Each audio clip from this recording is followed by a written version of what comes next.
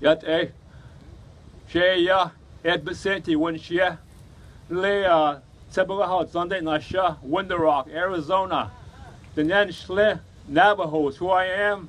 I'm proud to be here with my brothers and sisters from San Carlos, Apache, Shanghai. Yeah.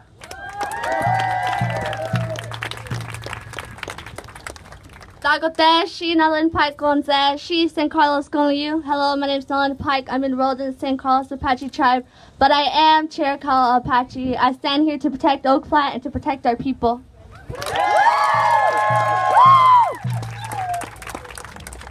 Anin, Laura Medina, representing the Apache Stronghold, occupied Oak Flat for 4 months. I'm also the media liaison, and check out our Facebook page, Apache Stronghold. Please like it, as well as the website, www.apache-stronghold.com. Thank you.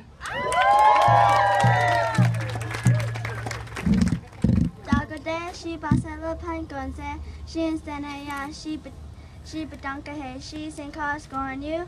Hello, I'm Bassett Pike, and I am Instanaya clan. I'm from the Badankahe band, and I'm Chiricahua Apache, and I'm enrolled in the St. Carlos Apache tribe.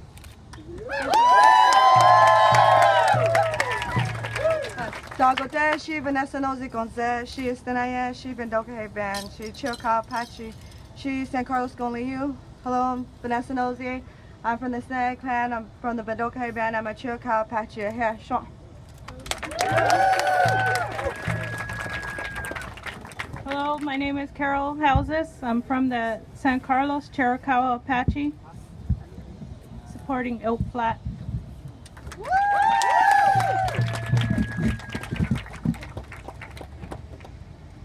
Good day. My name is Kathleen Smith. I am white. I am not here as flesh. I am here as spirit. I can say this has been a wonderful journey, traveling with this group of people, very loving, caring, keepers of this planet. From the beginning of time,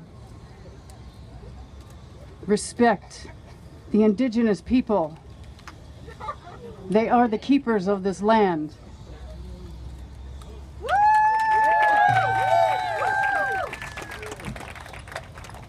Dagote Donna Fawan, she the Stargonse, Sabitza da Shlagotza, she took on Banishteen, Peridot Yugensley, St. Carlos you.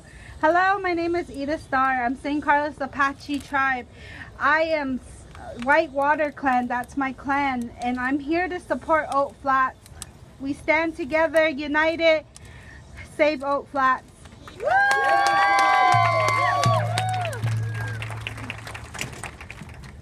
That would add on for one. She Carol Cooliganse. Today I'm here to help in support of Oak Flats. I'm very proud that my nephew Vansler is here, and my husband, he has two brothers, that's Hardin Burdett and Manuel Cooley. I'm very proud that we have family here with Sandra Ramler. I'm very proud of the Apache Stronghold. Let's stand strong together and fight.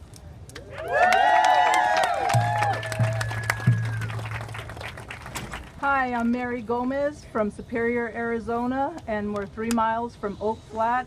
It is very sacred, culturally, the perfect place for everybody, and let's save Oak Flat for the world. Woo!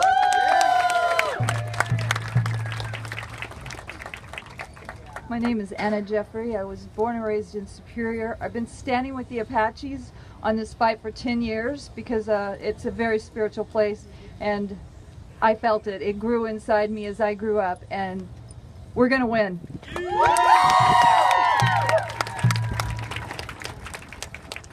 Hello everybody, it's a blessing to see you all. My name is Shane Nordy. I'm from the Southern California Morongo Band of Mission Indians. I'm a Wildcat and I represent the people. Thank you. Mashish Duke, my name is Anthony Sewell, coming from occupied territory of Oakland, California, also known as Huchin, the village of Huchin, out here representing from the West Coast.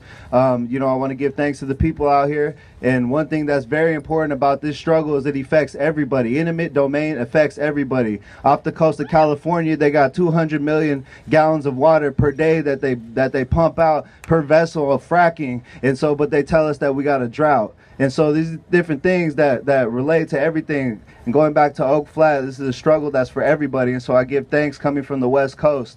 Oh!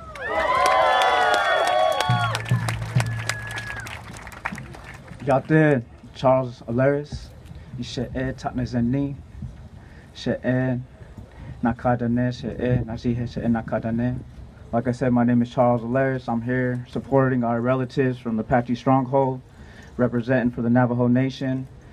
From my experience at the Sacred Oak Flats, it's something that's very sacred to a lot of people in each and every way, and I just hope that people can actually have respect for that, because we came here praying for each and everybody here, and we always do that. So just protect the sacred. One love.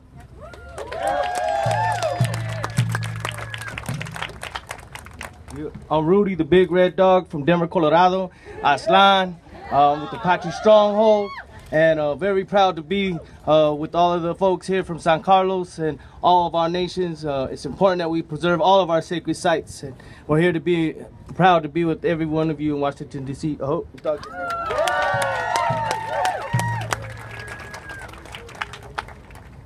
my name is K. Anthony Lewis. I'm a member of the White Mountain Apache tribe. My family, all of them come from St. Carlos, and they enrolled member over there. I want to thank all my relations throughout this nation that are present from different tribes. It's good to see all of you here, and some of the other that are here supporting us. I heard so many good things on the way. I come up with 4 of my nieces, and I gained 2 more nieces. And we're all here. We drove all together, so we're going to do it. And today, the good Lord is smiling on all of us. We're going to do something good. God bless all of you. Thank you.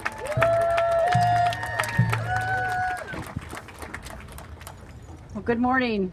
First of all, I'd like to say I'm Native American, and that's all nations, all people. We are the keepers of the land, and we were given that many years ago, but it was taken away from us, and we were put on reservations and prisoners of war. I say we were actually prisoners of war. Our culture taken away, our language taken away. They tried to destroy it, but we are here to stand firm and strong to say that we are still a people. And we are going to be heard from the top of the hill to the down to the slopes all across the nation. We're going to laugh. We're going to be a ripple among all nations.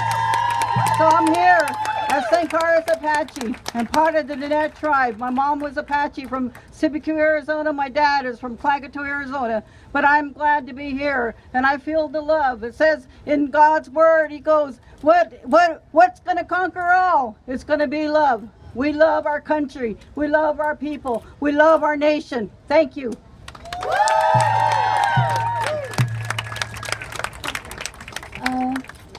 Yadea Bennett. My clan is Hanagotni, and I'm born from Flickr, and I'm from Winter Rock, Arizona. I'm full Navajo, and my name is Shaughnessy Vicente. Thank you. Dagote Yate She Carrie Sage Curly Gonze. I want to thank all of you for coming out here. I've gained so many brothers and sisters, warriors along this journey, and Yusin has blessed me, and he's going to bless all of you. He's brought us here. It's time for us to warrior up and take back our land, and we won. We won already. I know that.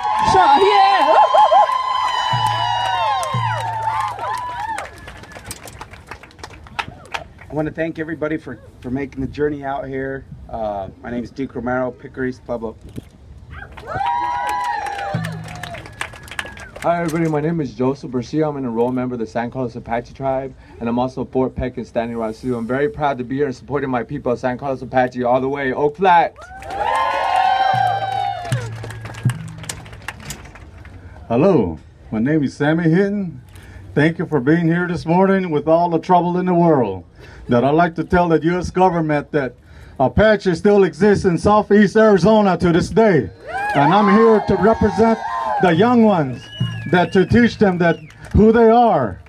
And I hope that John McCain will leave Washington and come to our campfire to have some nice acorn soup, because that's where our vegetation grows, in Oak Flat. And thank you for this opportunity. But again, us Apache still exists in Southwest.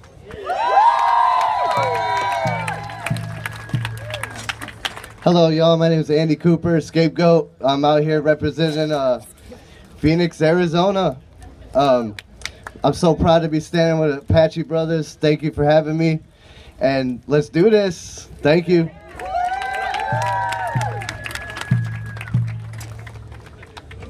Kamati, Tatatunatu, Kamati, thank you, all of you.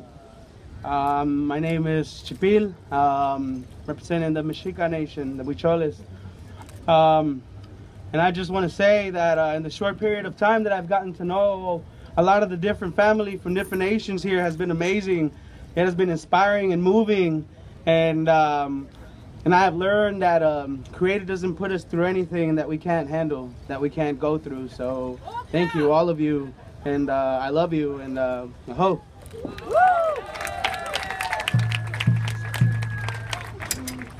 Hi, my name is Sophia Hins-Foley. I was born in Austin, Texas. I am not indigenous, but it was an honor to have been part of the caravan, and I'm very thankful to be here to protect Oak Flat.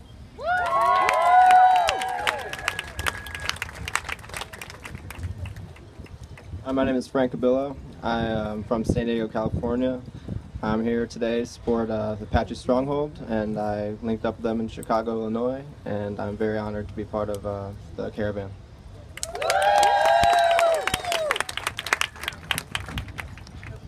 Hi, I'm Bangala Pangawi. I'm from Nome, Alaska, and I came down to support my Apache cousins from the lower 48. Thank you.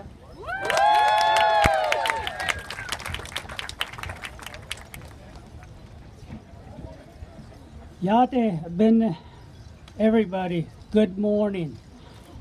Oak Flat Banasha. Banasha means I'm walking for. I'm Native American Navajo, also we call ourselves Dene, also Shoshone Paiute. I've been with the Apache group for 13 years. I've been married there, and I support Oak Flat, and it means a lot to me. And all the other supporters are here, the indigenous burial sites, who means a great deal to a lot of us. Not only me, but all of you out there have some kind of relation to it. And then not only them, we have our colored friends behind us that are trying to support justice. We need justice, or else we're helping them out. They're part of American. They got our name in there as a Native American. And I appreciate everybody being here. And I'm proud that we're doing something. How would you like it if somebody came to your house and told you to move just so they can have what they want, and your land is given away for free? You're not getting nothing on it. You're just being desecrated. If I did that to your house, came to your lawn and peed on it, how would you feel? That's how I feel. Thank you. My name is Jerry Thomas, and I'm Navajo Shoshone Paiute.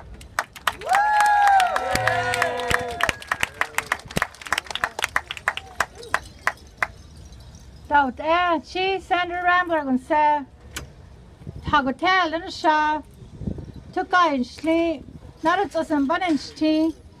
My name is Sandra Rambler. I come from the San Carlos Apache Reservation. I live in the Vilas district. On my mother's side, I come from the Born for the Water people, Eagle Clan. On my father's side, I stand for the Tall, Slender, Standing Peaks people. First of all, I want to say that I would like for you to give a big round of applause to the Apache Stronghold. Come on, Apaches, we can do better than that. Come on.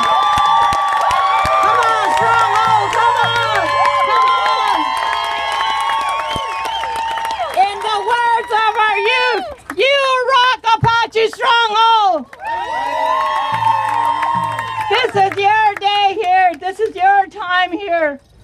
And do you know that this caravan, almost 3 weeks, they traveled. They ate crackers. They drank water. They ate sausages. They had fruits that were donated to them along the way. Whatever little money they had, they came with. But you know that this is a very expensive town. But it's not about money. It's about what's inside here in their hearts. It's a humbling experience. And I commend them, especially the youth, because they're the ones that are going to carry the torch. They're the ones that are going to pass on what has been passed on to us for generations. And my great-grandmother, Bessie Patchouli, is buried at Oak Flat. And am I going to stand there when the bulldozer comes in to defend my grandmother? Yes, I am! And do you think I'm intimidated by John McCain? No way! Am I intimidated by Ann Kirkpatrick? No way! Am I intimidated by Paul Gosar? No. And am I intimidated by Jake Flake? No. So that's what my message for you today here, especially the youth and those of the relatives that are out here, and for those Americans that are out here. It affects you. When you go back to your states, call your congressmen, call your senators, and you tell them to protect Oak Flat and to support the repeal of the land exchange. It's HR 2811, and that's what we want them to protect. And that's where the power is. The power is you out there. The power is the people. And you count. And so every time that you think about the desecration that this caused to the people, you get on that phone and you get on your laptop and you start emailing messages and letters of support and share on Facebook so that everybody will know. And when the drums were played here by our holy people and the words were said and the prayers were said, that drum has been drumming since time immemorial. We are the first Americans. We came here first. And that drum is going to beat until the end of time. That's how strong our spirit is. Nothing is going to stop us. Nothing. No surrender. And like again I said, I'm proud to be San Carlos Apache. I'm proud of all the indigenous people. I'm proud of all the other tribes that came to join us. And I'm proud of all the Americans because this affects you. When they take federal land, ancestral and holy land to the Apaches and give it to a foreign company, it affects you because the American public's interest is in our favor, because I'm sure every American do not want to make this a precedent. When you give that land away to a foreign company, you make it a precedent. Rio Tinto's out of Australia, and they do business with Iran and Iraq. How do we know that they're not going to, they have the capability to develop missiles. What if they use our own copper against us? That would be a shame. We don't want another world war. We don't want a one world government. Leave the Apaches alone. Let us remain to practice our culture, say our prayers, pick our acorn at Oak Flat. That's all we ask, America. And Congressmen, Senators, and President Obama, if you hear this message, you have the authority to use the Antiquities Act and prohibit mining on Oak Flat. Thank you. All right, y'all, you got one last one. My name is Stanley Fox. I live on the San Carlos Apache Reservation. I'm a Chiboucawa Apache. Been occupying for the last 5 months. But really quick, on the behalf of Apache Stronghold, I'd really like to thank each and every one of the people who took the time out of their lives to come out to Oak Flat. There's a lot of things that they sacrifice: family, friends, job opportunities, and money. And my brothers over here, I appreciate them coming from the Apache people. You know, we really, really, really appreciate it. All my relatives here and then everybody who came here today. So give it up for these strong indigenous people here standing up against John McCain, against government and everything that is wrong with the United States. Thank you. Yeah. Thank you again. for all the people that have introduced themselves. They are part of the Apache Stronghold Convoy on the way here. We have some distinguished gentlemen here, and one of them here is going to say a few words here is Mr. Ernie Stevens. Could you make your way up here? He's going to say a few words. He's with the National Indian Gaming Association, I believe. Let's give him a round of applause. He's one of the Native Americans that are at the very top.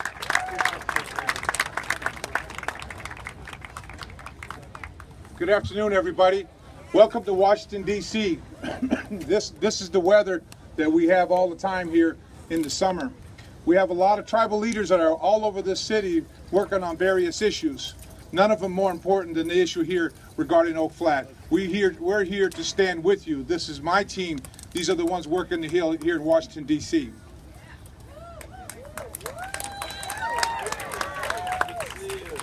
On my right is Dave Bean from the Puyallup Nation in California. On my left is Paulette Jordan from Coeur d'Alene, Idaho, and she is a state representative. Our powerful Indian lady right here. And on my far left is Scott Veely. He is the executive director of the Midwest Alliance of Sovereign Tribes. So I'm going to let these warriors address you, and I just wanted to say welcome to all of you. I grew up in a world where we have to stand up for what we believe in, and we stand here with you because we believe in you. The challenges that you have incurred in coming here to get the voice out here to the nation's capital are amazing. We congratulate all of you, every one of you, from those little bitty ones until to our elders that have come here to spread this message. We say thank you. Thank you for bringing your message here.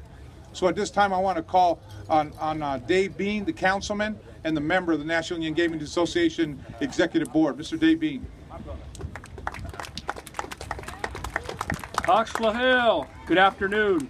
Team Scopes, Teach Stas, My name is David Bean. I'm from the Puyallup tribe, and it's good to see you all here today supporting this very important issue. It's very important that we stand together to battle those who would try and take our lands from us, our rights. You know, when I was a kid, about 40 years ago, we camped out on this mall here. You know, they were trying to get rid of it, trying to terminate tribes, and I remember watching leaders come together to fight for tribal sovereignty, tribal rights, our existence. And so it's important for us to come together today. We want to let you know that we stand with you. What affects one of us affects all of us. So we're here supporting you. Thank you all for being here. Mr. Scott Veely, the Executive Director of the Midwest Alliance of Sovereign Tribes. Folks, it's not about us. It's not about this. We don't own this land. We're caretakers. It's not about a piece of sand here or there. It's all about us joining together, helping Chairman Rambler, all coming together as Native nations and people outside of the Native communities coming together and protect the land. There's one piece of sand today. It's a coal mine tomorrow. It's Oak Flats today. Protect Oak Flats and save these people's lives down there. Bless you all. Bless you all. Let the Creator bless you all. In Indian country, where I'm from, we value the leadership of our women. Our women are powerful. And Paulette Jordan is one of the most sincere, hardest working Native women I've ever known in my life. She's a friend to my family. She's a friend to Indian country. She's someone that is very, very responsible to all the issues that impact us. So there's no more important reason to have her here with us today. This is one of the most important leaders in all of Indian country, Miss Paulette Jordan.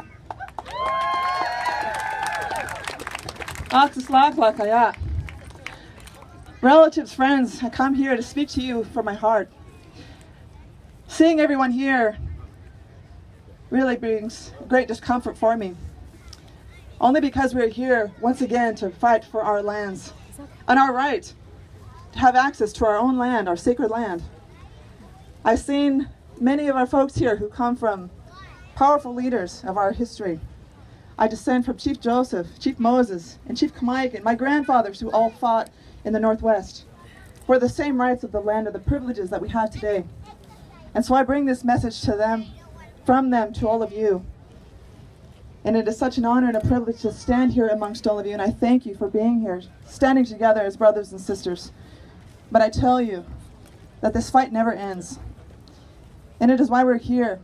And I'm really thankful for them to stand with us. But we have to continue on. And it is such a struggle. But again, taking care of our lands, ensuring we have a healthy environment. All of this is all about our youth. Just like centuries ago, my relatives knew that there was a vision that someday I would exist, and they fought for me, and that's why we're here. And the National Indian Gaming Association here, that's what we're about. It's not about gaming, it's about the protection of our sovereignty, the protection of our lands. And we love each and every one of you, and we thank all of you for being here. This means such a great deal to all of us. So I thank you for this opportunity, and I appreciate all those who are continuing to stand with our relatives, with the Apache Nation. Thank you. Lim Lim Shaya.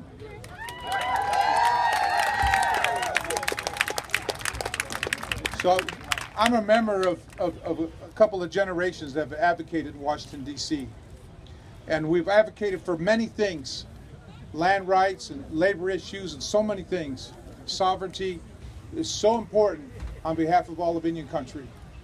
But the one thing that I'll say to you, as chairman of the National Indian Gaming Association, representing tribes from all over this country, there's nothing more important than Mother Earth. And so we stand with you. So if you could, normally, because I'm an ex-boxer, because I grew up in the movement, we're like this. So if you could all give me one of these just for a second. Okay? And then we're going to transition because we're here to support Oak Flat. Let's transition to this.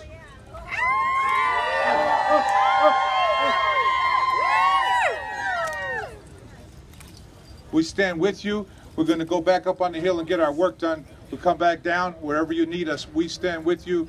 Our multi-generations of Indian leaders stand with you on the matter of sacred sites and protecting Mother Earth. But this is one day. We're going to have to keep fighting for this, and we're going to fight for this with all of our hearts. And all of Indian country stands with you on the grounds of the nation's capital. Congratulations. You are the leaders.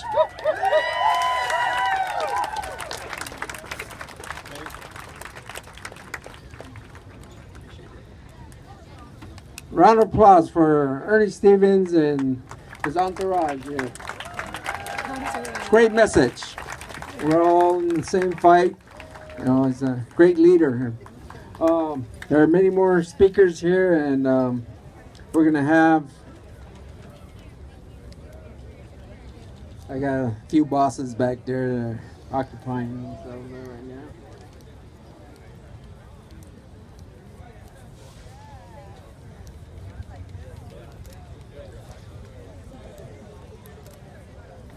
I have a gentleman here, Karan Suckling, the Center for Biological Diversity.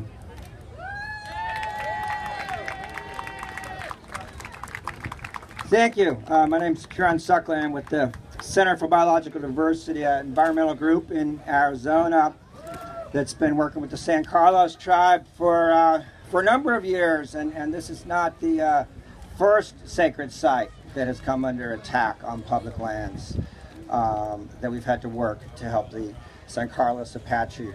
I had the honor of being able to be on the 45-mile walk that led up to and began the occupation and to join parts of the caravan. And in that time, I'll say, you know, the Apache Stronghold Caravan people are some of the bravest, wisest, most amazing people I have seen doing political work, doing organizing work, fighting for their land. I've just been incredibly, incredibly blessed with what they've done with very, very little, and having everything against them politically. It's been really, really remarkable. I'm speaking here, you know, for the center, but I think for many, many environmental groups as well that are outraged that sacred lands of Native tribes all over the country, and especially at Oak Flat, are being destroyed. And I want you to know that we stand with you, and we're here to help and do everything we can, and we view this as a centrally important issue to fighting for the lands and fighting for the people who've been on the land for thousands of years, the very first Americans. So thank you very much.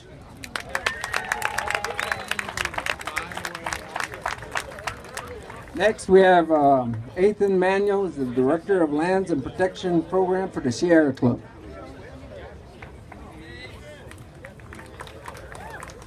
Thank you, and thanks for the standing ovation in the back. That was uncalled for. Thanks a lot. That was great.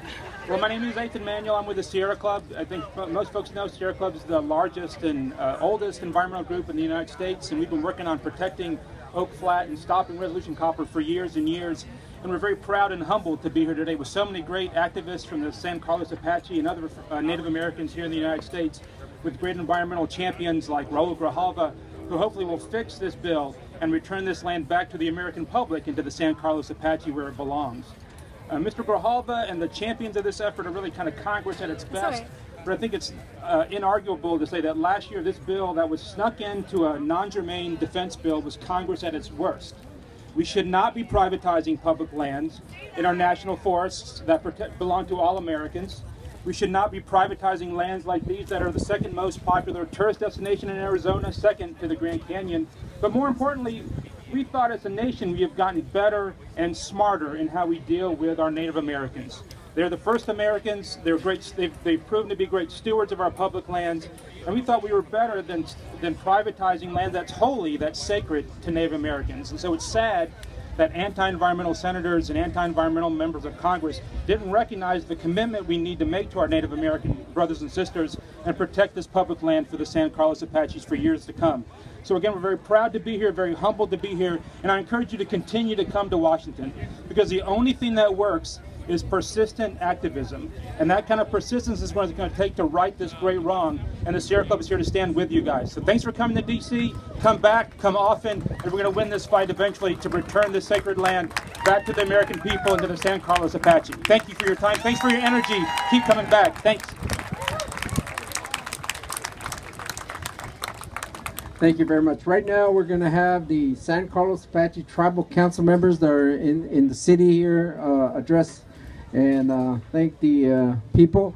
And Raul Grijalva, congressman from Arizona, that's been a champion on issues dealing with many subjects, but the most important to us is the San Carlos Apache tribe and its efforts with the Apache Stronghold and the Oak Flat protest.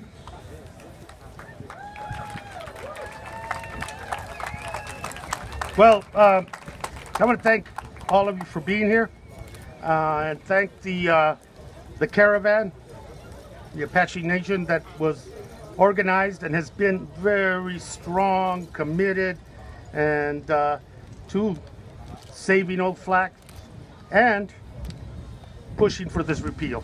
So I want to thank all of you very much. You know, if you're looking back of us, there's the Statue of Freedom, Lady Liberty, with Native American symbols, and talks about defending freedom in this country. I think it's really appropriate that we're here, because what we're basically talking about is freedom. We're talking about a historical context. You know, we have been fighting this land grab, this deal to a multinational corporation, a foreign-owned company, at the expense of Native American people. That's what how this deal happened. And it happened in the middle of the night. It got stuck in a Senate bill, a must-pass piece of legislation about national defense and our veterans and our military. That's how they got it done. In the light, in front of everybody, they could not do it. And the callous part of this is that it stepped all over basic laws, basic rights, and more importantly, stepped on sovereignty, ignored sacred sites when we should be embracing and protecting our sacred sites, like we embrace and protect our churches, our mosques, our temples, our synagogues. As we protect those, we should, because of this law, protect the very vital and important sacred sites of Native people. The strength of this, you know, it's been a tough fight for 7-8 years. But through it all, there is a conviction that at the end of the day, because of you, because of Native people across this country, we're going to win this fight. It is not our obligation, and should no member of Congress who sits under that dome to defend freedom should feel proud should feel like they got away with something by ignoring the needs and the rights of Native people in this land grab deal that was made. It was made over profits. So sacred sites, history, cultural resources, they're inconsequential to them. But to us and to the values of the American people, they're not. They're not at all. I have been privileged to work with the nations on this. I feel very privileged. And 2811 is about repealing that section on Oak Flat with the purpose of saying this deal is no good, and you cannot set a precedent for Indian country by saying we are going to ignore any protection. We're going to ignore the rights and freedoms and sovereignty of Native nations because there's a profit motive involved.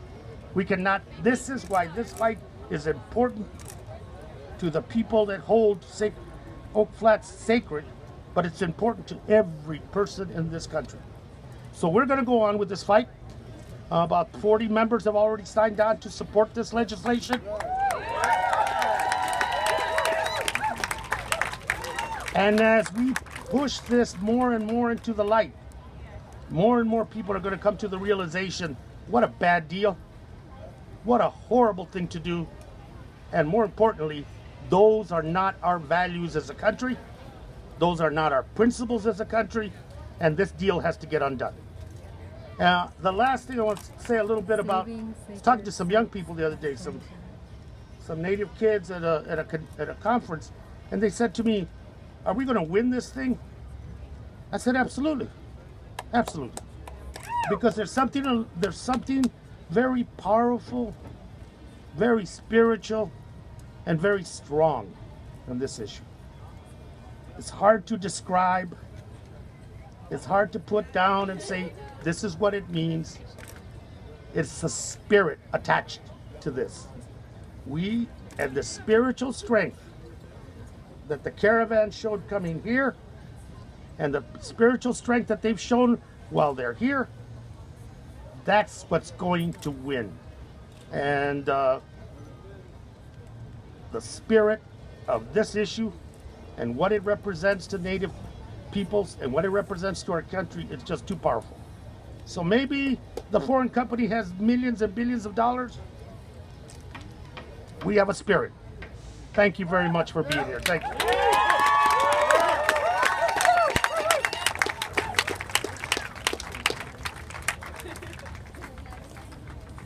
On behalf of the San Carlos Apache tribe and the Convoy, the Apache Stronghold, we'd like to present Mr. Gahava a pipe, but let me explain it. This has come across Indian country, has been smoked with elders and leaders and spiritual leaders. What we were told was before we get into the city limits here to Washington, you all smoke the pipe and give it to Mr. Gahava because he needs our prayers, as he said. It's going to take that spiritual prayers from all of us to defeat the ugliness that has happened. So from all the tribes and all the nations, we'd like to present that for his work, continue for prayers for him, because there's a lot of work in here he has to deal with. Part of the pipe represents the man, the other part represents the woman. But for us, it's the children of tomorrow, of this pipe that was smoking, so that we will not lose our sacred places and our holy places, which is our identity. So, on behalf of all the tribal nations, we present this to you in a spirit way. Thank you for your work and your love for people of all color. Thank you.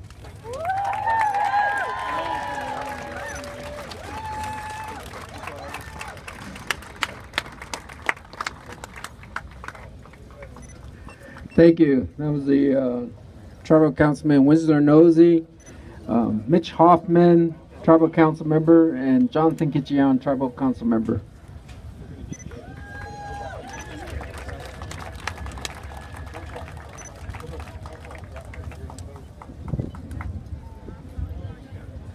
Hi, my name is Nick Kimbrell. I work for the civic advocacy community of Oz. It's a great privilege to be here today with all of you, especially with those from the Apache Caravan, Apache Stronghold Caravan who made it.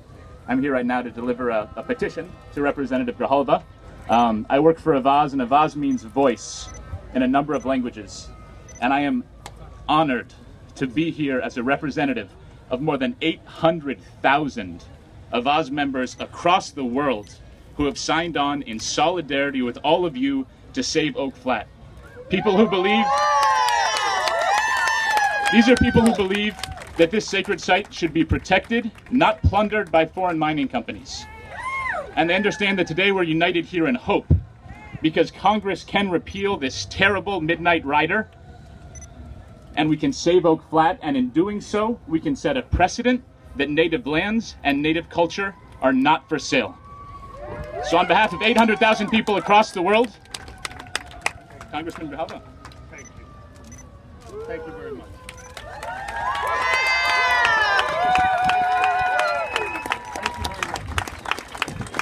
And I know our friends at Move On and Credo have petitions as well.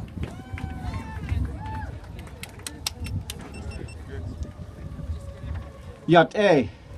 Mark Charles Yinashia, Sin Bakadan the Shlenta Tohaglin Bashachin, Sin Bakadan Bashache, Dotolchin Bashanella. Congressman, Apache people, all of my relatives who are standing here today, my name is Mark Charles, and my mother is American of Dutch heritage, and my father is Navajo. On December 19, 2014, House Resolution 3979 was signed into law. Buried on page 442 is subsection 3003, which gives away the Apache sacred lands to the Resolution Copper Mining Company. The Apache people have worked for years to keep these lands sacred and out of the hands of mining companies, but a last-minute rider inserted by Senator McCain and Senator Flake changed that. It is in desperate times like these that I find it helpful to remind myself of the sacred, of the words of our nation's Declaration of Independence and the historic words found in there. And I'd like to read those words for us today.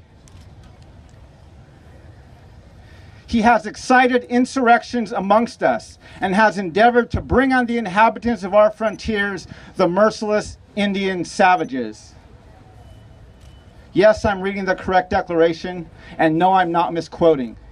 30 lines below the statement, all men are created equal, the Declaration of Independence refers to natives as merciless Indian savages. And that is why I am thrilled to be standing with you here today. I am thrilled to be reminding the members of our Congress. I am thrilled to be reminding our nation. I am thrilled to be reminding the world that we, the Native American peoples of this land, are not merciless. Technically, we're not even Indians. Go home and check your history books. Columbus was lost. He had no clue where he was. And we are definitely not savages. We are the indigenous hosts of this land, and we deserve to be treated with respect. So as a Navajo man, and as a member of Move On, I am honored today to present this petition with 36,000 signatures from people through all around the country. Please contact your congressional representatives and ask them to support the bill returning the sacred lands known as Oak Flats back to the Apache people. Yeah.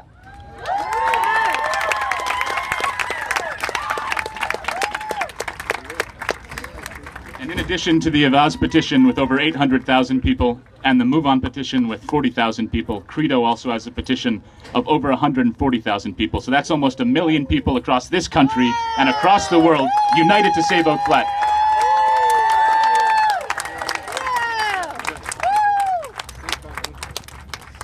That's awesome. It's awesome. Awesome message. It only tells about what Apache people in the fight. They're not alone. There's a lot of people out there that have the same sentiments and upbringings and belief. You know, gentlemen here talking about savages, and we're always depicted as that. But we come a long ways, and we see, I know a lot of Native friends from different tribes sent out the same message, is that they wanted to assimilate us, and that didn't happen. We're here. We're not going away. Things are going to change. Don't you think so? I think things are going to change. In fact, some of the songs that we sang here, we know things are going to change. Things are going to happen. Carla, how many you have? We have a young lady here by the name of Jonelle Romero, founder of Red Nation TV channel and film festival, an actress of Apache and Cheyenne descent. Jonelle.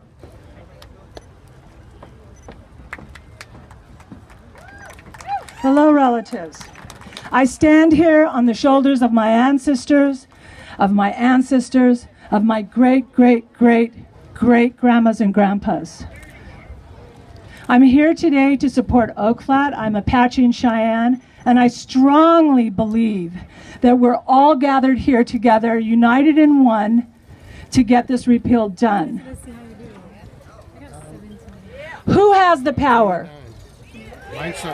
Okay, so I'm going to say who has the power. You say Apaches have the power. Who has the power? Who has the power? Who has the power? We have the power. We have the power. Who has the power? People have the power. Who has the power? Apaches have the power. Who has the power? Oak Flat has the power. Who has the power? Our Native women have the power. Who has the power? Our children have the power. Who has the power? All the protesters, all the activists, all the humanitarians, all the Congress people that sit here day after day after day passing bills. Who has the power? I can't hear you. Who has the power? Who has the power? Who has the power? Who has the power? Apaches have the power. Apaches have the power. Our land is very powerful. Our Mother Earth is singing to us. We're gracing, walking with our feet on the earth of this ground. She feeds us. She gives us love. She gives us support. She takes care of us. She nurtures us. Our grandmas nurture us. And now I want to hear it one more time so I can let other people come up here and have their time. Who has the power? Who has the power? Who has the power? Native women have the power. Thank you. Thank you very much. We have a Brian Patterson with the Bear Clan. And say a few words. He's going to have the I'm Greendua, G-R-E-E-N-D-O-U. Yahweh go, Yahweh Scanu, greetings. Good heart, good mind. On behalf of the 26 federally recognized tribal nations from Texas to Florida up to Maine, we bring you our best greetings. We have stood with the Apache peoples in council. We have stood with the Apache peoples in ceremony. We have stood with the Apache peoples in resolution. For we know this, that Mother Earth does not belong to us.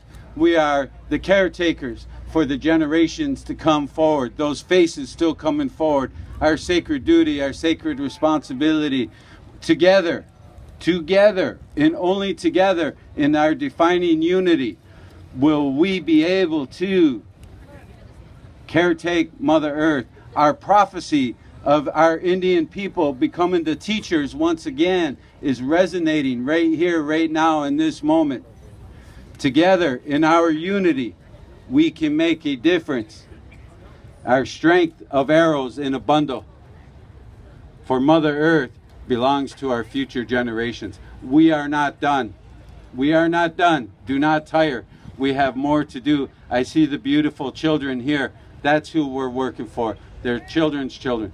With the power of a good mind, with a good heart, I extend on behalf of the chiefs of the United South and Eastern tribes, our family, our council, we extend our best greetings to all of you, to all of humanity, as we reshift the focus of consciousness of America and the world to its first peoples in its sacred treaty obligations. Aho, Yawago, good to see you.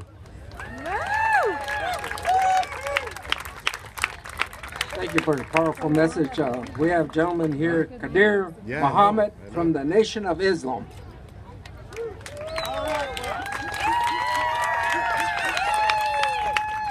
Greetings to my brothers and sisters from the Apache, Native American brothers and sisters. I'd like to say, in the name of Allah, the Beneficent, the Merciful, I thank Him for His presence among us, that He has come, opened the doors of wisdom to us by educating and teaching a man that respects the Native American Indians, and that one, of course, is the most honorable Elijah Muhammad. And today, with his presence known, his name is known throughout America, throughout the world, we have a freedom fighter, a man that stands up for truth against all the governmental issues that helps us to come out of the grips of their power, that we can begin to stand and do something for ourselves. And that one today is the Honorable Minister Louis Farrakhan. I greet you all with the greeting words of peace and paradise. We say it in Arabic, Assalamu alaikum. Let me invite you to be back here on 10/10/15. As October 10th, 2015, to help to remain, to keep the fight known to save Oak Flats. And Brother Farrakhan has asked all of us to come back on this day. On a small palm card I'm going to give you on my way out, you're going to see where he invites all of us, the Mexicans, the blacks, the Puerto Ricans, and also the Native American brothers and sisters right here. So I just came to make an announcement. And of course, you know that that particular day, the talk will be justice or else. Let me just say that. Justice or else. Say it one more time. Justice or else. Thank you so much. God bless. See you on October 10th, 10/10/15. Thank you very much. Assalamu alaikum.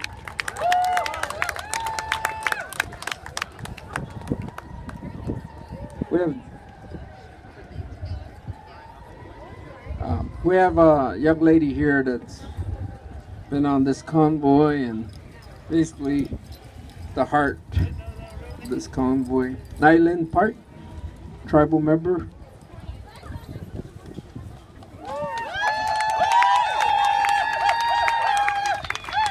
Okay, Dagote, she Nyland Park Gonze, she St. Carlos Gonliu, she Chiricahua, she Botonkahe, she Istanaya. Hello, my name is Nyland Pike. I am enrolled in the St. Carlos Apache tribe. I'm from the Botonkahe band. My clan is Istanaya, but I am Apache, Chiricahua Apache. Today I stand here. It's a good day, a blessing day. But we stand here because something is not right in this country. Something is happening that we need to stand up and let our voices be heard. Apache Stronghold, I am blessed to be a part. I'm blessed to be a member because we stand to open the eyes of the people, to bring blessings, to bring spirituality back to what Mother Earth has given us. As children, we of the Mother Earth, we need to stand and we need to protect her and respect her because these corporations are trying to destroy her, trying to get destruction into this world, and we need to stand together and fight what's rightfully ours and fight for our mother so that she can live because we are her children and we need to stand up. I learned a lot during this journey, a spiritual journey. I learned a lot personally. I learned a lot of how my prayers and how all prayers come together as one and how strong it could be. Without these prayers, without the spirituality that Apache Stronghold has, that we all have today, we wouldn't be here. So we come here to open the eyes of the people, to stand up for who we are and let all of our voices be heard because we are all one people. We all have the same blood. We all breathe the same air. We all eat. We all drink and we all sleep, right? So we need to come together and we need to be one because what I realized as a youth that we are all one people no matter what. We all go through the same issues. In Philadelphia, I met amazing people and I met amazing youth that want to stand up. I saw African Americans, Asian Americans, white Americans, and Native American people come together and realize the issues that we are going through that are all the same. But we planted that seed, like my grandfather said, for the future. Because as a youth, we plant that seed. As a youth, we create a strong path for our people. for those future, for the yet to be born. So that's what I'm blessed to be a part of, because we are the youth that is going to have that resistance and stand up for who we are. We are not afraid. We are going to be proud of who we are no matter what, no matter how discriminated we are, no matter how much these lands are trying to be taken away. We're going to stand up. I am no longer afraid. I am not afraid to stand up for who I am, because I am Apache, because I believe in the Creator, because I want to protect the Mother Earth. I will stand to that. If I ever go out of this world, I'm going to be proud. I'll be proud to leave because I know what I've done. I stood up for my people. I stood up for who I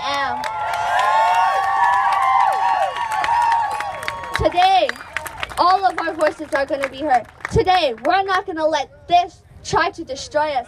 We're not going to let this materialistic, man-made city try to destroy who we are, because they're getting blind by that greed, by that money, and we're standing up to that. We're saying that we all have a right to believe in what we need to believe in. We all have a right to stand up for these sacred sites, because if this gets taken away, if Oak Flat gets destroyed, and it can't come back. It can't come back. As an Apache girl, that's who I am. That's where I come from. That's the land, because we are all children of our Mother Earth right here. And so we're going to stand up. This is what Apache Stronghold and what we are doing today. Standing up, taking that step to a better future, so that my future children have a right to be who they are and have no fear to come to these holy lands and have no fear to be who they are. That's what I'm fighting for. I'm fighting for these little ones right here. I'm fighting for my little sisters to have their ceremony, to have that right as who they are. And the sad thing is that we have to fight for this. It shouldn't be like that. The youth today has to fix what the past generations couldn't fix. That's why I'm standing here. That's why I'm standing as a youth, standing to represent them, because we're no longer afraid and we're standing up. I'm standing for the women who bear children, because Mother Earth, that's our connection. I am a girl. I am going to have future children. I am Apache, and as Apache, we stand up for that. We stand up for who we are. We stand up for our children. When our men went off to war, what did we do? We protected our children. What did we do? We fought for who we were, and we kept it alive. So I thank all of our ancestors here that are amongst us today, because they're happy with all the blessings that we brought, with that spirituality, with that unification. They're happy because they didn't die for nothing, because we're standing up here today, existing. My moccasins are touching this ground. My campus is what I'm wearing right now. I'm standing up for that. I'm standing up and looking for the future. I'm standing up and looking to heal, because this has come as a time for us to heal and be who we are, and to stand up as one people. We are all one people, and we are going to fight for who we are. Oak Flat is my home. Chichil, Bish, Dagotil. That's my home. It's who I am. And if these corporations want to come and try to take this away, they have to go against me. They have to go against my people and all people, because this land is who we are. It's my connection to Mother Earth. And why would they want to take that away? Why would they want to destroy that? Why would they want to destroy my way of life? If this place is gone, who am I? I cannot say I'm Apache, because that is taken away. So I stand here, and this is why I'm so happy that we have Congress people that want to support us, that we have the people that want to support us, because that gives us hope. That gives us hope, and it gives me faith that our prayers are working. And for the love of my people, for the love of who we are, it's coming together. I am proud to say I am Apache. I am proud to say I'm here to stand amongst you guys. I am proud to say I am with the people. I'm going to continue to fight, and they're going to have to take me out of this world for me not to fight no more, because I'm willing to sacrifice who I am, sacrifice myself for the future of my people, for the future. The future is what we need to look at, because if these corporations, if these things keep taking this away, the future is gone. Mother Earth will renew itself. I am not worried that Mother Earth will not be okay. I'm worried for our people, because Mother Earth can take care of herself too. She has that. She has that ultimate power to renew herself. We as a people need to stand up if we want to live. We as a people need to be who we are, without no fear, without no fear. I stand here today, Ehia, Ashunt.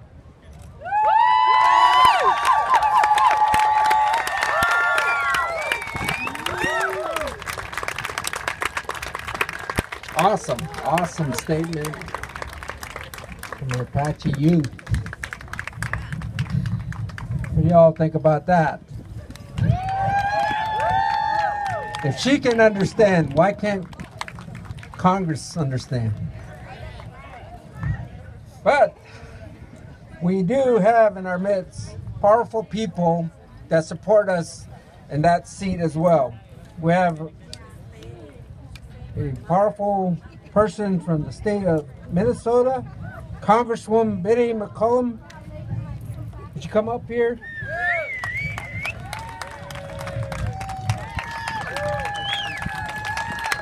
Thank you all for being here and bringing attention to the shameless way in which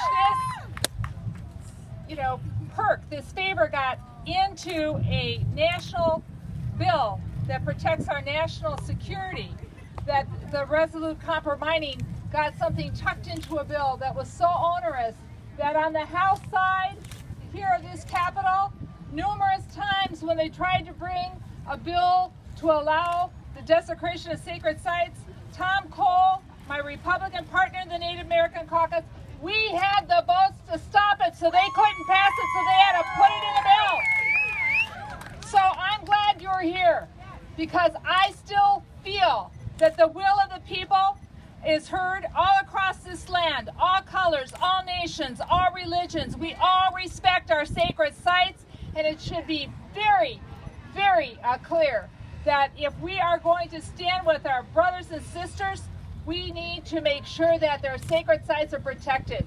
So I want to thank you for being here, but I also want you to know that your chairman, Mr. Rambler, has been here constantly with other tribal leaders from San Carlos Apache, educating and informing and never giving up the fight to protect the sacred sites. So thank you for being here, and we are listening, and we together can make the change happen. Woo! Thank you very much. We have some of the leaders, great leaders of our nation making promises today. You are bearing witness, so it's a good thing. Right now, we're going to have a powerful leader, North Carolina's John Mendez of the Emmanuel Baptist Church, come up here and share his message with us.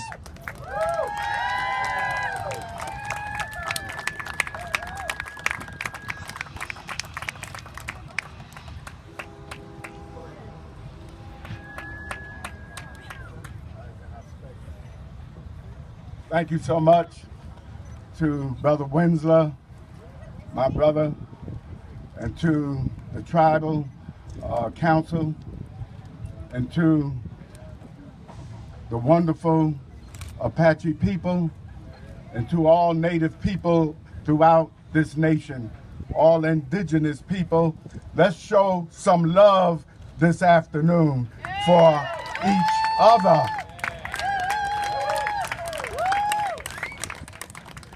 This has been a long journey, and I represent many who have put our efforts of support behind this particular movement. Nobody should have to go through this kind of struggle. Nobody should have to live dreaming of a future where you can be yourself. The truth is, we are in the midst of a big struggle, but it's a struggle not only for sacred sites and sacred rights, it is a struggle for your right to exist. You lose Oak Flats, you also lose your identity. And if you lose your identity, you do not exist, even though you are here in the flesh. So this is a struggle for your very existence, your culture, your way of life, and your right to be who you are. Nobody asks anybody to be who they are. You just be who you are and love who you are and put it into practice to establish and build your life as you see it. The truth of the matter is we are here today for the salvation of your right to be. in the course of the struggle, it's not enough to say that you're struggling against Congress and McCain and Kilpatrick and all of them. The struggle is bigger than them. This is a national struggle because greed and selfishness threatens this whole country and world. If you lose, America loses. So in a real sense, we have to win. But the other enemy that we must struggle against is not only the enemy without, but also the enemy within. Because one of the things that oppression does, it turns you against yourself and it makes you participate in your own oppression. So when you lose hope and you can no longer see the value of this struggle, of this journey, then we participate in our own destruction. But when you got hope and you believe that you are somebody and that you know that unless you emancipate yourself, nobody else is going to do it for you. Or to put it another way, do for yourself what nobody else will do for you.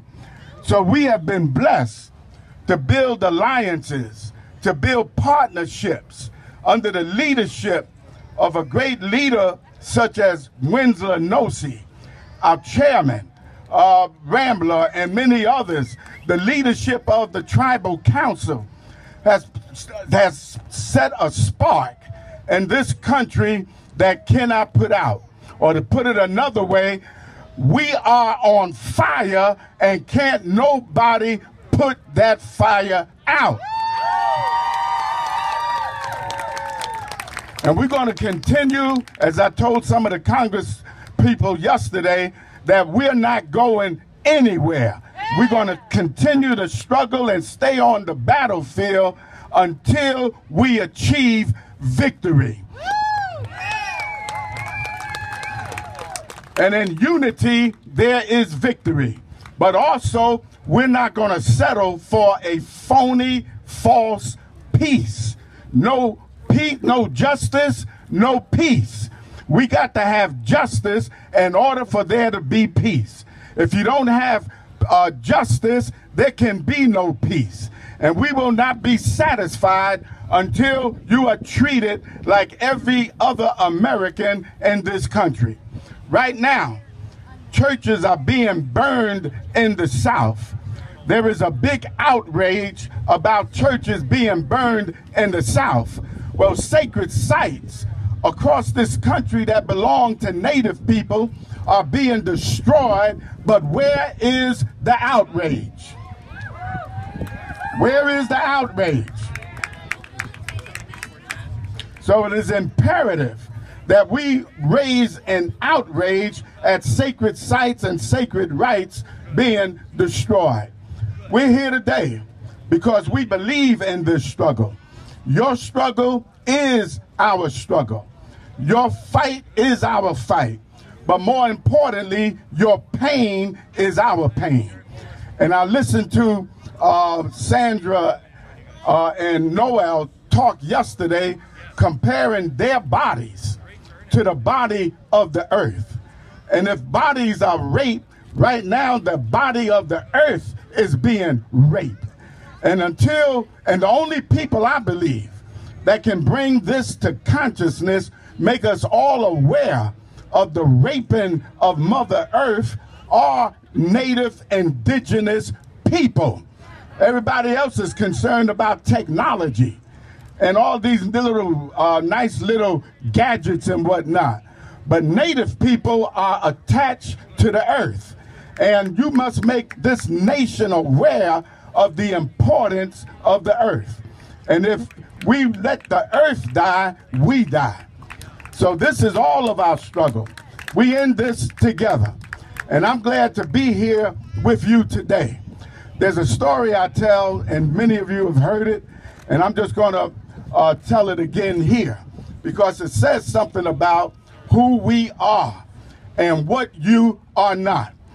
The story goes, there was a particular farmer that raised birds, And one day he caught an eagle, and he put the eagle with his chickens and decided to raise the eagle as a chicken. Well, the eagle grew up and started running around the farm, running around the dirt, the cage, acting like a chicken. And then one day a scientist, a naturalist came by, examining the man's birds, and he noticed the eagle. And he said to the farmer, "You have an eagle among your birds." And he said, "Yes, I know, but I raised him to be a chicken."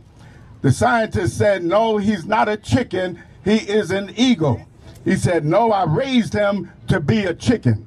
So the scientist said, "Let me have the eagle, and I will take him out to the mountain and prove to you he is an eagle and not a chicken." So he did. The first morning he took the eagle to the foot of the mountain. He raised his head and he said, "Thou art an eagle. Stretch forth your wings and fly."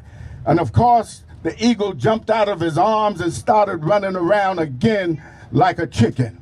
And this he repeated for several days. And the farmer said, "See, I told you he is a chicken and not an eagle." He said, "Give me one more try." This time he took the eagle to the top of the mountain, and he made the eagle stare into the face of the sun as it arose over the horizon. And he said again, "Thou art an eagle. Stretch forth your wings and fly." And this time the bird began to make a screeching loud sound. He began to move around, and then he jumped out of the man's arms. And this time he wasn't running around in a circle, but he made a sharp run. And then all of a sudden he began to mount up like an eagle. He flew beyond the horizon and was seen no more. I come by to say to my native indigenous brothers and sisters, you are not chickens. You are not second class. You were never made to be down. You are eagles. Stretch forth your wings and fly, and keep on flying until justice runs down as waters and righteousness as a mighty stream.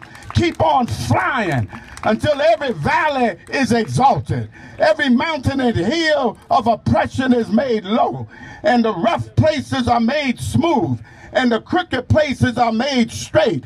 Keep on struggling, keep on flying, and after a while you will be free. Oak Flats will be liberated, and we will be able to sing, as Dr. King used to say, we have overcome. May God bless you.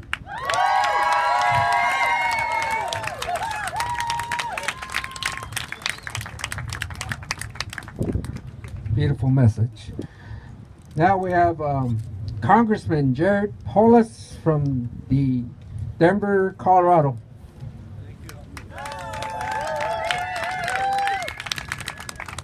Boy, I got a tough act to follow, didn't I?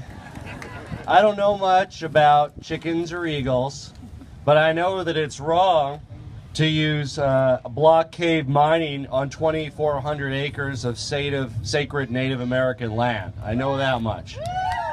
That's why I'm proud to join Ranking Member Grijalva in his efforts to raise awareness, to solve this issue and work towards a solution. When Congress chose to authorize 2,400 acres of sacred native land in southeast Arizona to Resolution Copper, a giant corporation that's foreign owned, it did so unjustly. And it shows the influence of big money special interests on American politics. And the scale of this mining operation, when it's fully operational, would not only affect the 2,400 acres, but the entire Oak Flat region. A region that's not only sacred to the San Carlos Apaches, but many other tribes and Indian nations and Indian peoples across the area. This is really a blatant attack on our Indian peoples and our Indian nations, and I'm proud to co-sponsor Ranking Member Grijalva's legislation to right this wrong that has been done and protect our nation's sacred areas and support the needs of our tribal neighbors. I want to thank all of you for showing such solidarity in this cause, our friends from Indian country, our friends from the environmental movement, our friends from across the country for being here today in the Washington, D.C. heat. Although compared to Eastern Arizona, it's probably cool today here. I want to thank you for raising awareness on this critical issue, and I look forward to working with you and supporting Mr. Grijalva's efforts to reach a solution. Thank you. Thank you. Awesome morning. Right now we have a very powerful tribal leader, and it's a privilege for me to introduce him because we come from the same place. Our chairman of the San Carlos Apache tribe, Mr. Terry Rambler.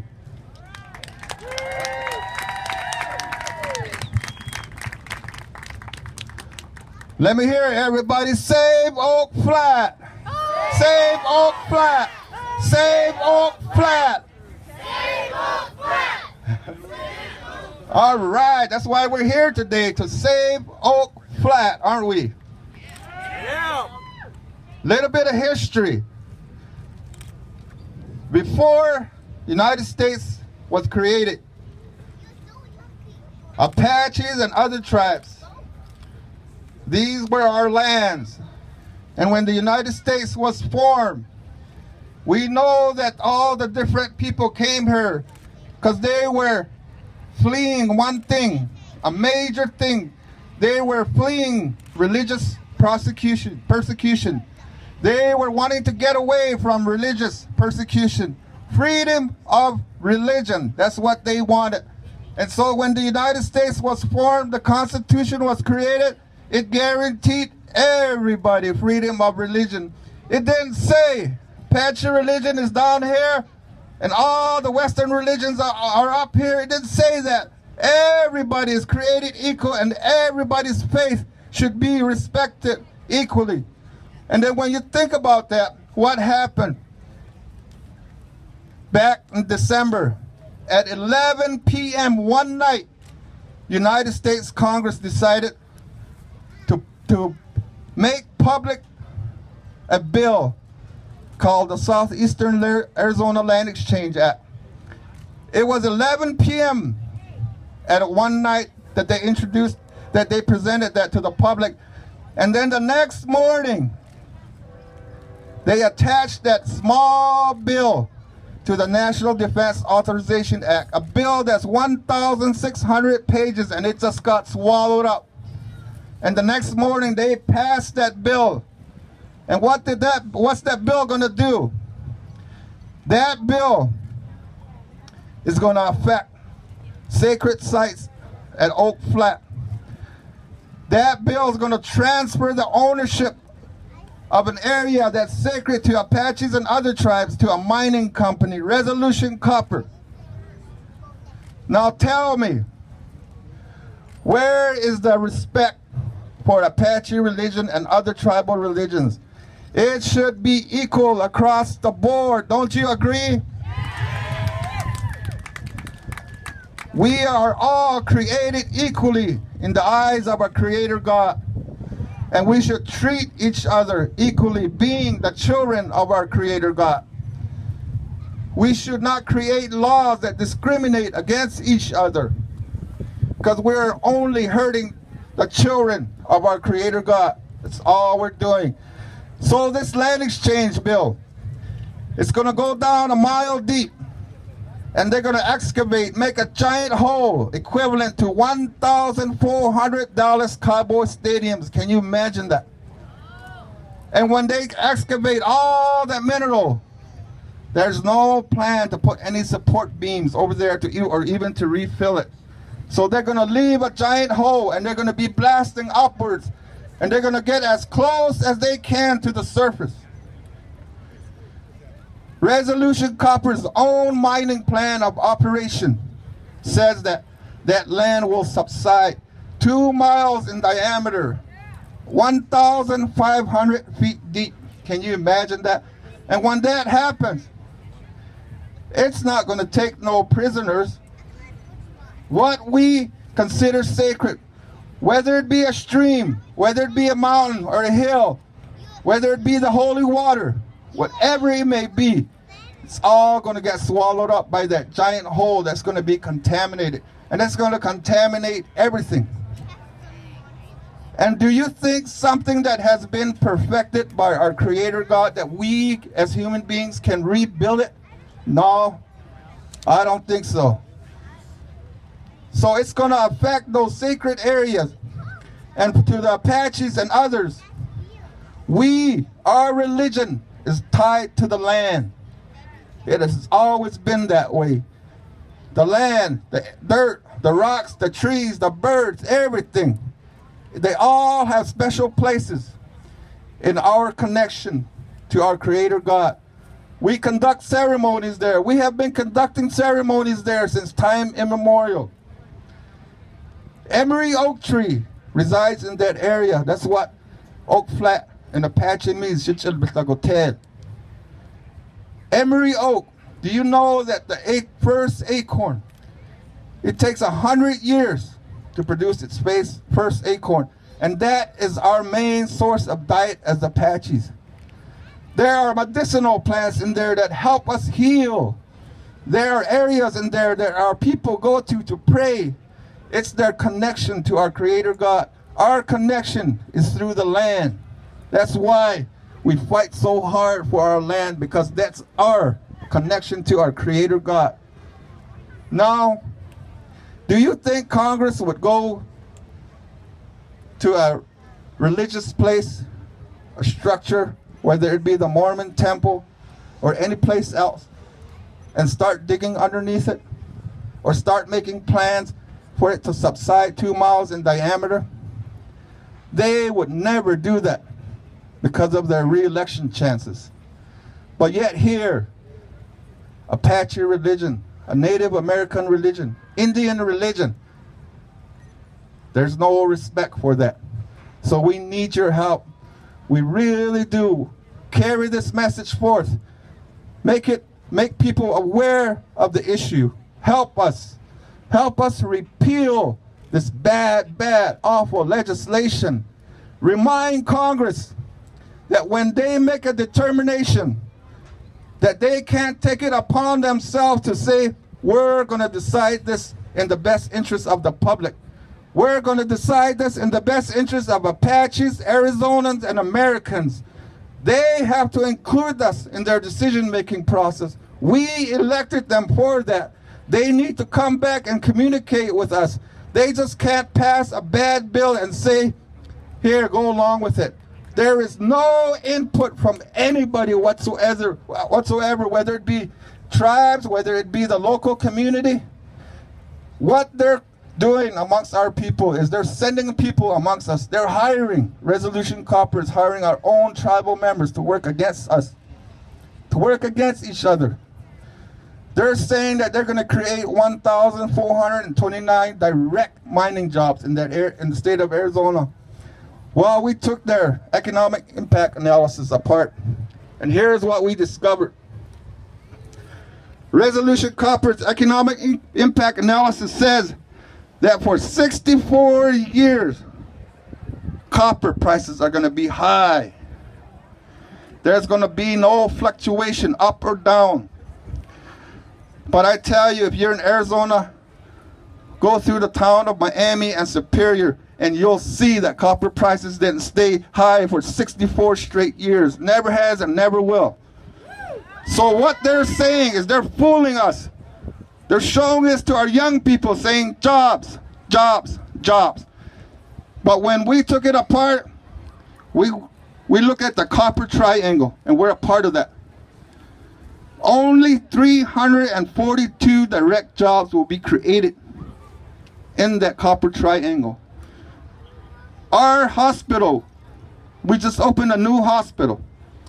And that hospital, at a minimum, will create 485 jobs. And that hospital will not harm the environment. Now tell me this. Is it worth it to destroy the whole area just for 342 jobs? I don't think so. So beware. Beware these people that come to us that are getting paid by Resolution Copper, telling us these lies, stretching it until until the rubber band's about to break and it falls into the area of deceit. Beware of them. So today, I want to thank our Apache stronghold for making this long trek from Arizona to here, for bringing awareness and education every step of the way till we come here to today. So let's give a big hand to the Apache Stronghold organization.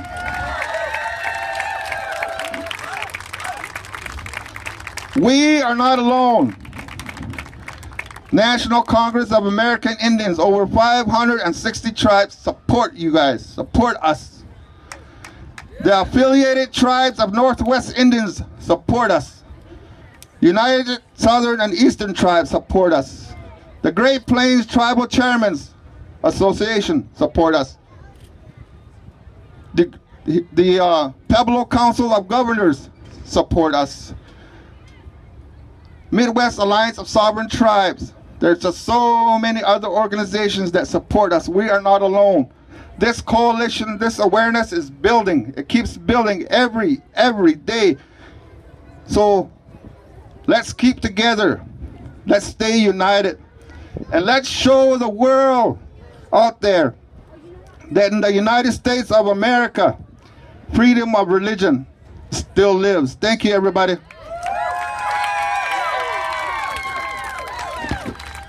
Thank you. Awesome, awesome message from the San Carlos Apache tribe. Andi neran teo ko stan kai. Inde no ni ine niu ko no nanta. Ai teo es tsar le shote. San ka are ni yo ko. Nseso ye tenin ar ta bikin tsara ko. Nste chike.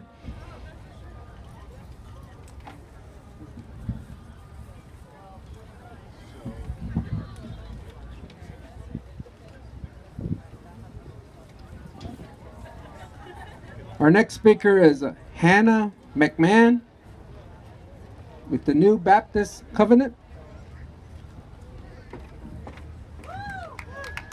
Good afternoon, brothers and sisters. It is good to be here with you today. My name is Hannah McMahon, and I'm the coordinator for the New Baptist Covenant.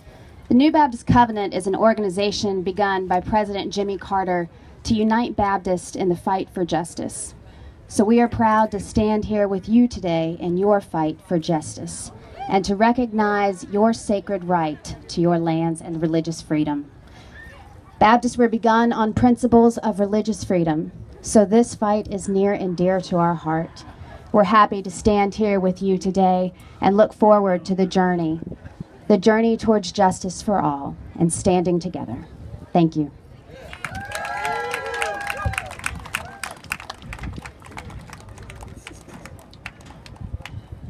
And we also have Dr. Tyrone Pitts, Progressive National Baptist Convention.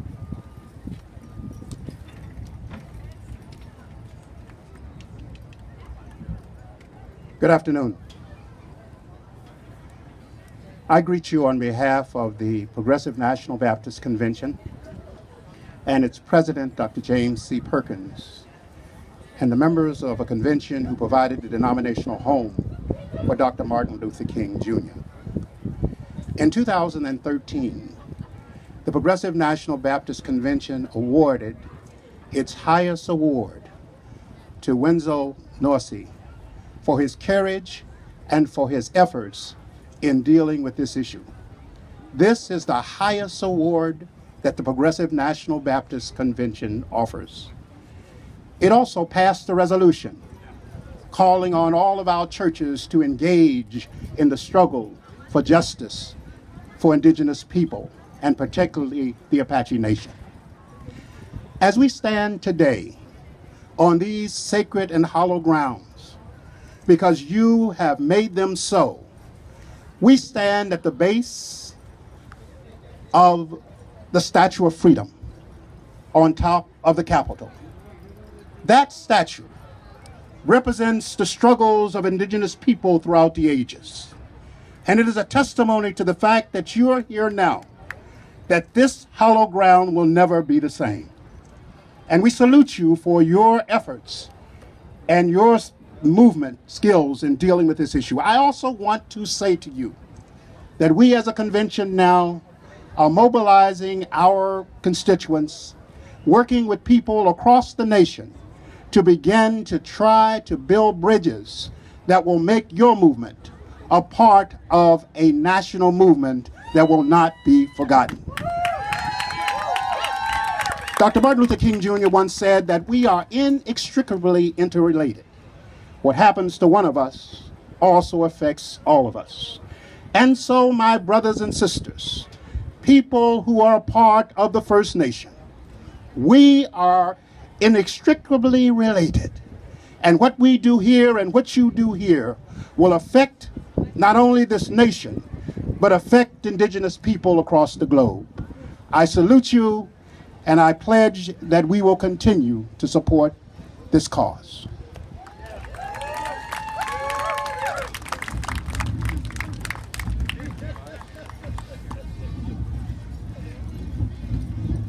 It's really great to hear all these speakers and supporters of the effort. And then also, just to mention again, the petition, almost 1 million signatures throughout the world and the country, and not only of Native people, but people of all colors. So with that, I want to talk a little bit about this gentleman that's going to speak next. This man is a very, very strong traditional person. I served with him on the tribal council. I've known him all my life. Him and one of my brothers are really close friends. I've known a friend of the family. But I have an enormous respect for him. He's one of those people that just right off from meeting him, you just know that there's something special about him. We've gone to many places, many tribes, many other lands to talk about issues for Native people. This guy here, has been fighting a long time, and he's not going to stop, because that's just his nature. For him, it's not a fight, it's a way of life, teaching people so that they are aware and understand what's happening. We've always talked about manifest destiny, and for one person, myself, I used to wonder, what is he talking about? And he had visions and thoughts about that. It was a way to assimilate the savages that we're talking about in the Declaration. It's sad that in this day and age that they still view us as a separate people. On the lands that we're fighting for throughout all of the United States, indigenous people native to this country, have almost the same similar fight, because it's always the Congress, the people, the proud people of America, that keep taking. They keep taking. They don't ask how it's going to affect our future. So those are some of the things that he's fought about with Mount Graham, with issues in the local school districts. And he was a young man. He fought, even when he was in high school. I remember this man raised a family, taught them about the traditional ways of his people. He carries that message for all the people. He's very respected, tribal leader, former chairman of the tribe, current tribal council of the San Carlos Apache tribe. There's a lot of good things I could say about this man, but I'm going to let him talk about the issue and introduce him here today. He's the leader, spokesperson, the dreamer for good things to happen for our tribe and our people. Mr. Winsler Nosey of the San Carlos Apache tribe.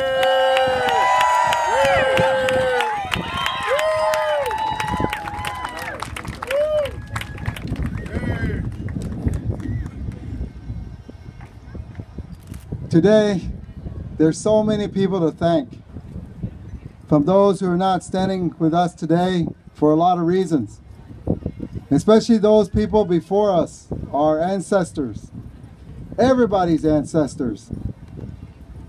There's so many of them. We cannot forget to acknowledge them. Every single one of you here, and everyone that will hear these messages, are so important. And it's so vital to the future.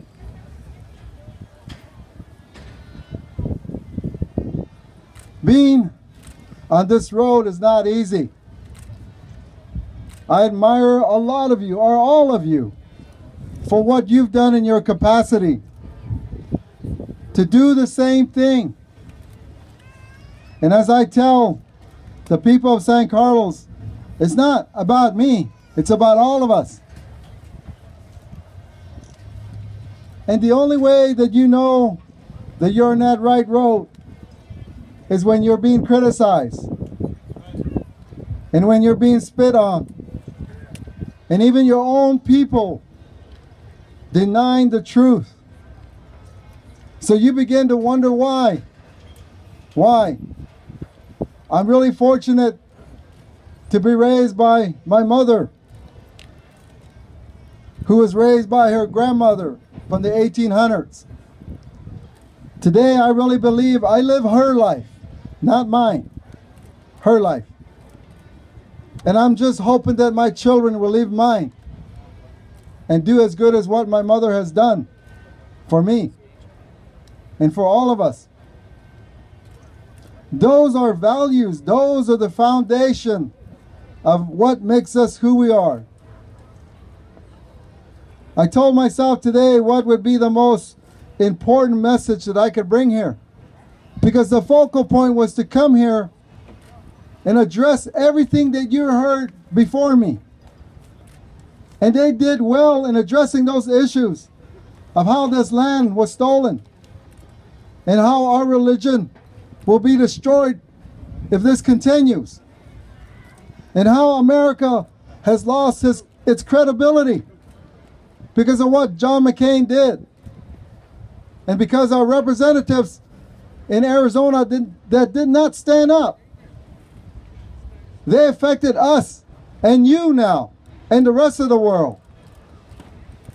It's very hard to be in Oak Flats when you have people from the third world coming and saying, is this true that the United States Congress turned against the first indigenous people?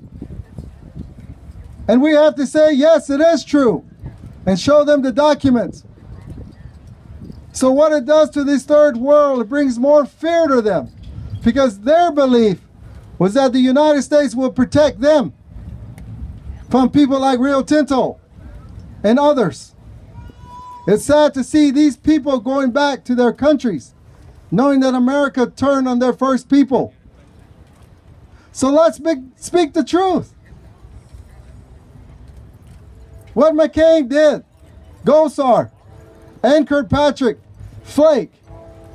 Let's start with Flake. He's a lobbyist before he ever came in here for Rio Tinto. His loyalty is to Rio Tinto and his buddies and his friends. Allowing this to happen, it's proof.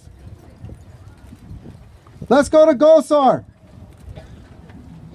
I guess if anybody, his tail is the longest and waggling for lying to the American people in the state of Arizona to say our religion is not a religion. Our sacred land, our holy land is not holy. For someone to do that where people congregate, children congregate, to keep their inherent gift alive from what God gave us, only somebody evil would speak like that. Arizona people should not follow this individual, because he will destroy not only Arizona but this country. So people of America, we're waking you up to the characteristics of these leaders. I met Ann Kirkpatrick before she came in office, and I was the tribal chairman. I told Anchor Patrick, there is the administrative process. That is a law that governs this land. The San Carlos Apache tribe is asking you to fulfill that. Even though you may support Resolution Copper. Her response was no. Do not support them. I said, will you bring our voice to the House of Congress? When she got elected, we threw a party for her. I invited 22 tribes of Arizona who also supported her. Campaign funds. In the early mornings of February, first week, I got a call. Mr. Nosey, Chairman Nosey, we got word Anchor Patrick is supporting the mines. So the tribal council put me on a plane to come here. And while I was sitting there waiting with my councilwoman, Martha Baelish, interpreter, she was sitting there decorating her office of what she could bring as gifts from Arizona. So when we were finally called into her office, the first thing Anchor Patrick asked me was, what are you here for? And I said, well, Ann, I'm here because I got word that you're supporting the mines.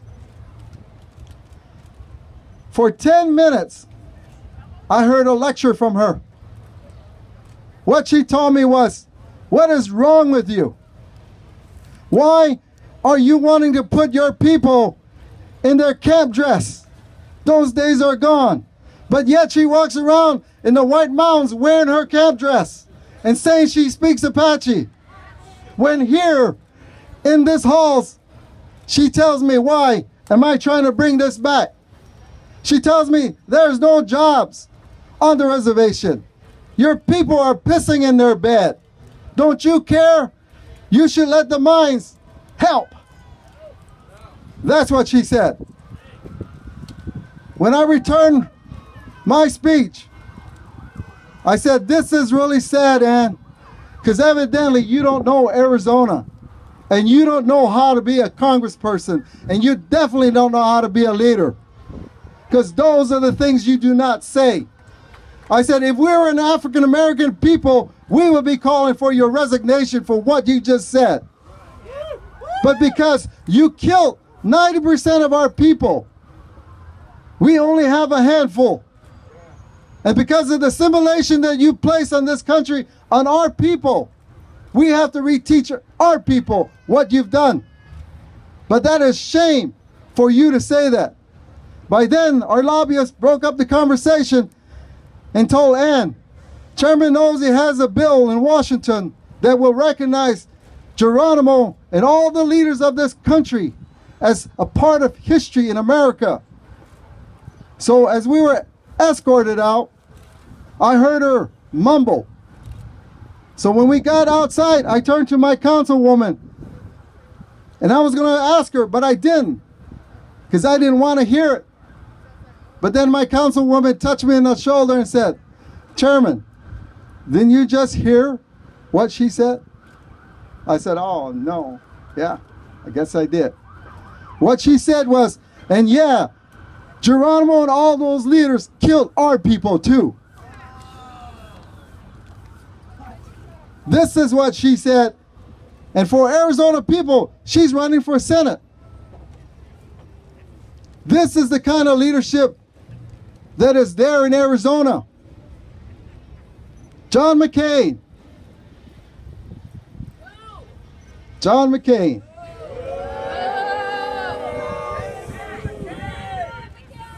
I guess we first say, he must go. He must go. John McCain must go. He has lost touch with the younger generation. He has lost touch with the future of this country. He has to go.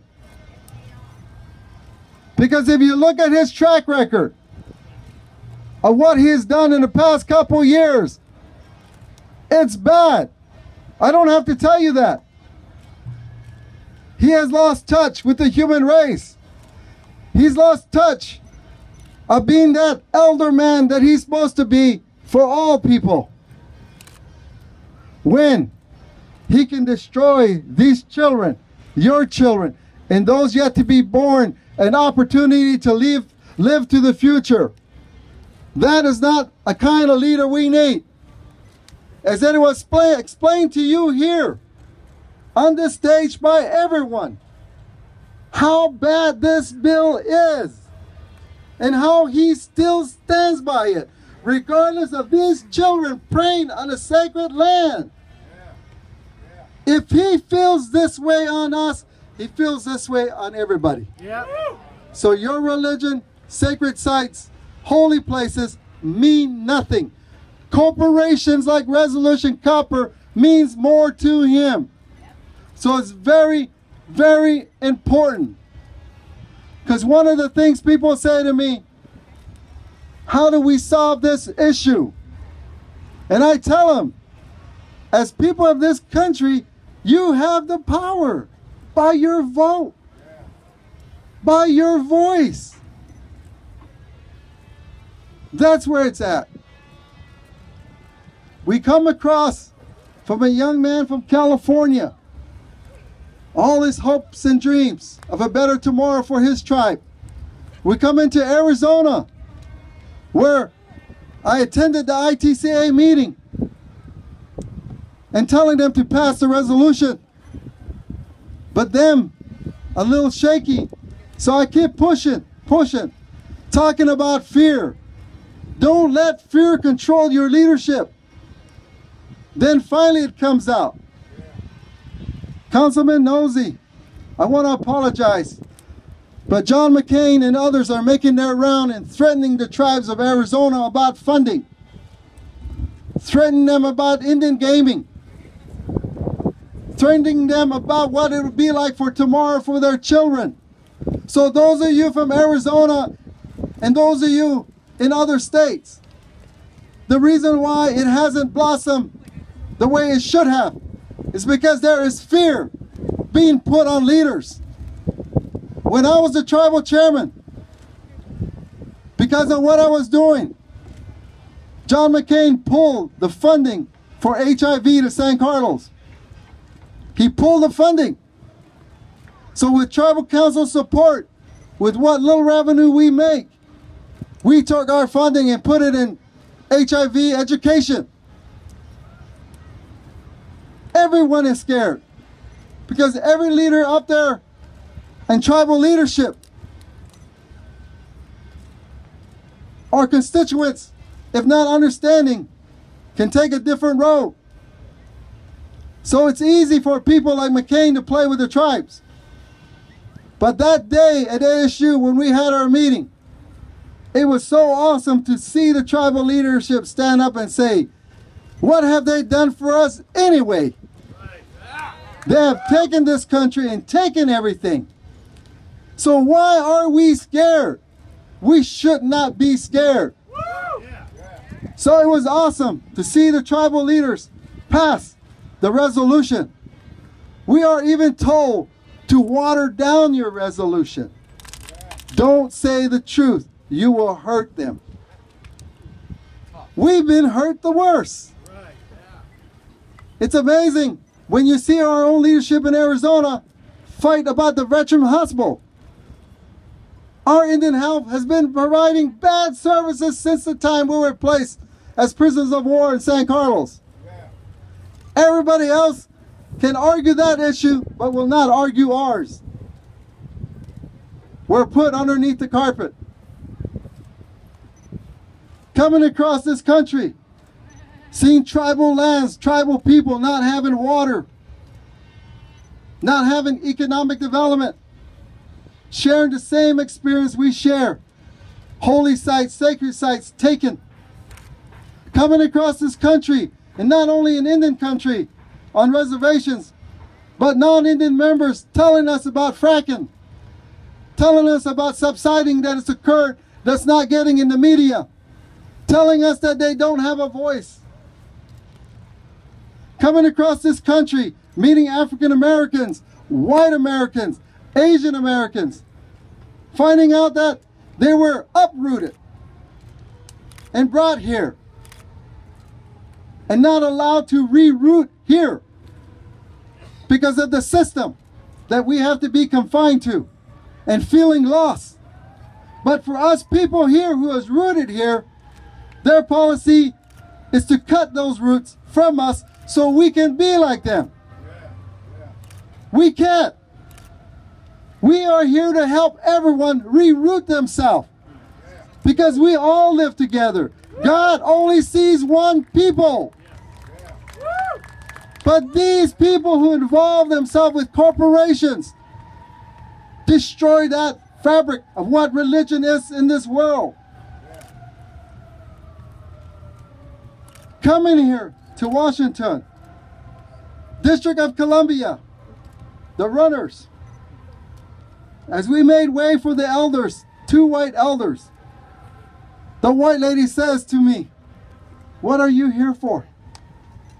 So we tell the white lady what we're here for. Her face drops. She wants to cry. And she says to us, "I wish we could help you here, but we don't have a voice either." We don't have a voice. So what you are doing, please help us get a voice. And this is a white American. A white American. So what John McCain and others are doing it to their own people and doing it to people of color. So our first day here ended with a vast message and experience about what